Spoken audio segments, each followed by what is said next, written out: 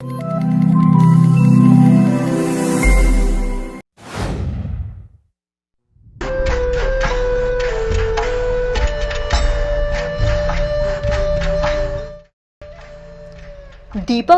एक ऐसा पर्व जिसे पूरा भारत बड़ी धूमधाम से मनाता है। लेकिन क्या आप ये जानते हैं कि दीपावली वास्तव में भगवान राम के अयोध्या वापस लौटने की वजह से नहीं, बल्कि एक बौद्ध उत्सव के रूप में मनाई जाती है। बता दें कि शास्त्रों के मुताबिक राम चैत्र माह में अयोध्या आए थे, लेकिन दीपावली कार्तिक माह में मनाते हैं। इसका मतलब ये साफ दिखता है कि अयोध्या और दीपावली का कोई भी संबंध नहीं है। जब तथागत बुद्ध ज्ञान प्राप्ति के बाद अपनी कपिलवस्तु नगरी में वापस लौटने वाले थे, तब उनके पिता शुद्धोदन ने कपिलवस्तु को उनके स्वागत के लिए दीप जलाकर पूरी तरह से रोशन कर दिया था।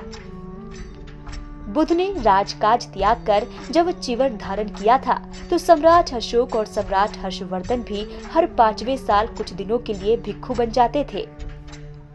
बुद्ध की कपिलवस्तु नगरी भेंट को ध्यान में रखकर सम्राट अशोक ने भी अश्विन माह में 84,000 स्तूप बनाने का निर्णय लिया था, ताकि लोगों को उनके ही प्रदेशों में बुद्ध के दर्शन हो जाए, और उसे अश्विन माह में ही पूरा कर दिया था।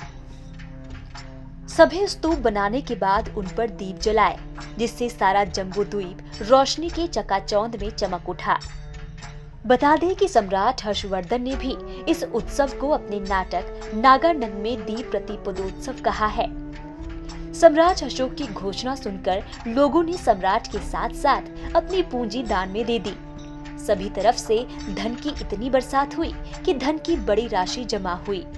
इसलिए लोग उस यादगार पर्व को धन की राशि यानी धनतेरस कहने लगे।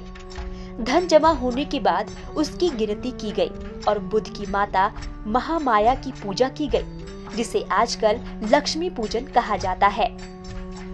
महाबली अशोक ने बुद्धगया के बुद्ध पदों का प्रतिरूप अनेक जगहों पर बनाया था, इसलिए लोगों ने धनतेरस के दूसरे दिन को बलि प्रतिपदा के रूप में याद रखा।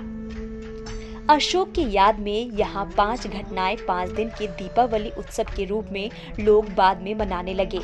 इस तरह दीपावली उत्सव का प्रारंभ हुआ। नेशन 1 के लिए दीक्षा अरोड़ा की रिपोर्ट।